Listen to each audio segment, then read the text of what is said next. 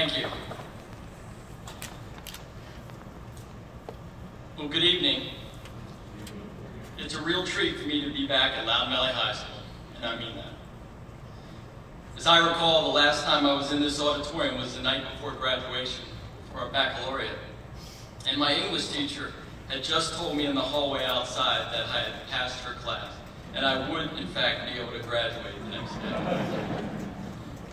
I can't imagine my grade was really that close a call, but now, as I think about this auditorium, that is the most prevalent memory I have of this particular part of the school. So for you parents out there, I can offer hope for any and all that anticipate their child being in a similar set of circumstances as they near the end of their senior year. Like a handful of others that were a part of the school administration back then, I'm betting that that teacher would be quite surprised to see me at this podium tonight as part of your program. And looking back, I certainly couldn't blame them. I guess some might refer to me as a late bloomer. It's an honor to have been invited to participate in your Veterans Day commemoration this year. As I already alluded to, I once sat in this auditorium where you are now some 30 plus years ago when I was a student. I grew up here out in North Fork, came through Lincoln Elementary, Blue Ridge Middle, and then Loudon Valley, and on to Old Dominion University. Today, I'm in the latter stages of a fantastic career in the Marine Corps, a career that has spanned nearly 27 years at this point. And I was told early this spring that it will continue on for a bit longer than I ever could have imagined, as I have been selected and will soon be promoted to the rank of Brigadier General.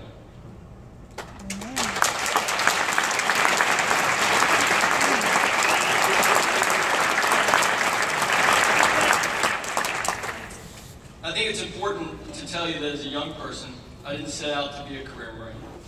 In fact, I knew very little about the Marine Corps or the other branches of the armed forces for that matter. However, when I was perhaps near the end of my junior year, I started thinking about how I could pay for college. And after accepting the fact that it would not be through any kind of athletic scholarship, I looked into a Naval ROTC scholarship simply because a close friend of my older brother was attending UVA on one. So I ascertained it was a viable option, made some modifications to my work and study habits, and was able to earn the same Naval ROTC scholarship during my first semester at Old Dominion. And I am 100% confident that God used a long-standing citizen of this community, a gentleman by the name of Ron Clark, to guide me during the initial stages of this journey. He was a former Marine with all the energy, integrity, and example that you couldn't help but respect and want to emulate. A few years later, I was commissioned as a Marine Second Lieutenant, and not terribly long after that, I knew it was what I would do for as long as the Marine Corps would let me, simply because I was having so much fun with it. And I was thrilled this evening when I got a chance to see Ron Clark again. So happy to see you in the audience, sir.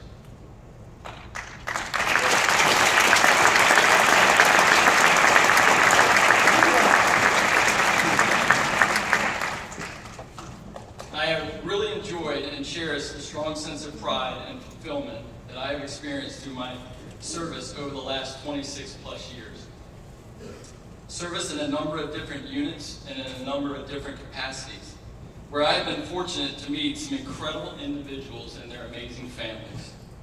Over the years, I have been privileged to lead units in extremely difficult and challenging situations during both peacetime and in combat, and I have seen the embodiment of words and phrases like perseverance, determination, sacrifice, esprit de corps, and resiliency.